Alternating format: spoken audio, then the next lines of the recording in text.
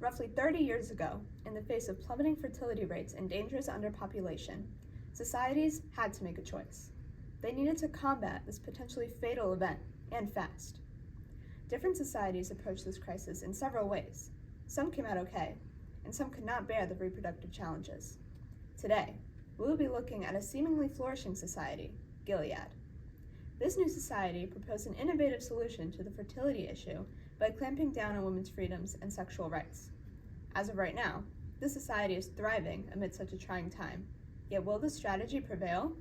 What is really going on at the heart of Gilead? To start, let's meet the man behind the idea. First of all, congratulations on all of your success with the society. And I truly appreciate you taking the time to interview with me. It's such a pleasure to meet the founder of Gilead. Thank you. For the sake of this interview, you would like to remain anonymous, yes? Yes. Now, the burning question. How did this come to be? What sparked this idea? The main inspiration for the basis of Gilead was my pre-existing criticism of modern culture.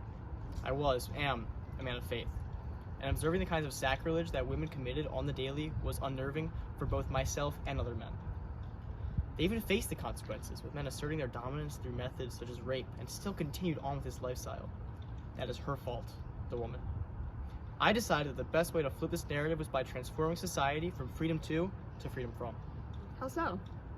Well, by controlling women's reproduction, clothes, schedules, and education, we killed two birds with one stone. We hopefully increase birth rate by only allowing sexual activity in order to produce babies, and, at the same time, we alleviate the threat of women being taken advantage of. The founder seems to have visualized a perfect society that covers multiple issues at once. But how do the citizens feel? Yeah, life has been great. At the same time that we're actively fighting the fertility crisis, we've been able to reestablish the holiness and sacredness of sexual reproduction. I appreciate the authority society has given me, but some of these reproduction ceremonies feel too easy and routine. I kind of miss the chase. At least there's Jezebel's. Jezebel's? Yeah, that place makes life way better. I can feel the desire I lack in those impersonal rituals with any girl I want. So, your favorite aspect of this new society is the institutionalized sexual promiscuity? Well, I wouldn't go that far. I just need to feel like a man, you know? Some enjoy the religious connotations being returned to sexual reproduction, while others enjoy being able to take advantage of Gilead's very own brothel. Could there be hypocrisy in a regime which preaches biblical virtue but where vice reigns? Let's hear next from our very first woman, and quite a famous one at that. Hi, Serena. Thank you so much for taking this opportunity to talk with me today. Of course. So, you are a front runner in the push for making the society a reality, correct? Yes. Could you tell me more about that? Well, back in the time before, I was a religious activist preaching for societal retribution. I advocated for the sanctity of the home and about how women should stay home. Where would you preach? Out, televised, reaching as many people as possible. So you're out, a woman, in a position of authority, preaching for other women to be secluded to their homes?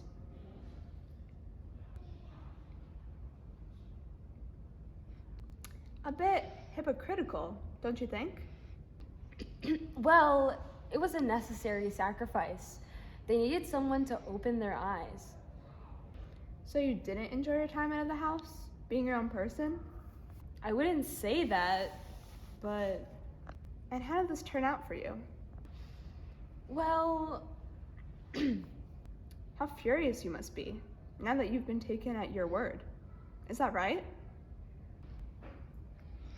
I think that's enough for today. Thank you.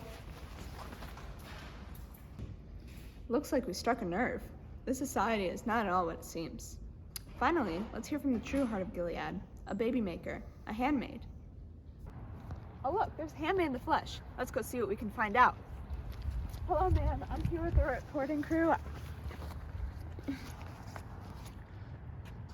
Looks like someone had somewhere to be. Let's see if this handmaid wants to talk. Hello ma'am, I'm here with the reporting crew doing a deep dive on Gilead culture. Oh, hi. So, what's your name? Of Craig? Of Craig. What a curious name. Yes, the handmaids are named after their commanders. Hey, look, I'd really like to talk, but it's not safe out here. Why don't we catch up somewhere private? Thank you so much for taking the time to meet with me. This is one of the only places that we can meet safely where I know we aren't going to be wiretapped. Oh, and don't worry, we're totally protected by Mayday here, so we can speak freely. Wow, I have so many questions. But while we have the time, let's get to the bottom of this. People preaching religious salvation, others reveling in sexual pleasure. What is going on here? Well, this society is built on hypocrisy. It was originally based on Christian ideals, and yet Gilead obliterated the emotional meaning of the biblical Rachel and her desire for children. She sacrificed her dignity and gave Jacob her maidservant to bear her children for her in an anguished plea. But Gilead interpreted the biblical text literally and manipulated it in order to turn a woman's desire into an instrument of male control. The men loved to justify this behavior through their religious devotion, but in reality, this society could not be further from the text it was born from. How do you feel about all of this? I'm sure I know the answer, but has the society truly improved living conditions for women over the past 30 years? Absolutely not. Yes, rape and sexual misconduct was a huge problem, but the blame should have been placed on the men, not the women. If I felt objectified back then, it is tenfold as of now. I am literally livestock, a prize pig, a simple tool. Quality of life, I'm not sure if I can ever consider myself living. If anything, I have freedom from freedoms. I am so sorry that you have to go through all of this. Thank you so much for taking the time to talk to me, and I'll be praying for your safety. Thank you, and if I can leave anything with you today, I just want to remind you that, if you really think about it, there's nothing in this society that hasn't already happened. Well, there you have it. What lies under Gilead's gleaming exterior is a cesspool of hypocrisy and oppression. Everything the authorities say contradicts itself in such an ironic and dramatic way that it almost feels satirical. The wives pretend to be content with their lives, knowing they could be so much more. And the handmaids, worst of all, are at the absolute whim of their commanders. In terms of how society was before Gilead, for how much progress this community boasts, it seems that they've only moved backwards. Gilead is constructed on the base of women's suffering and quality of life for women. In the most simple of terms, it is absolutely abysmal.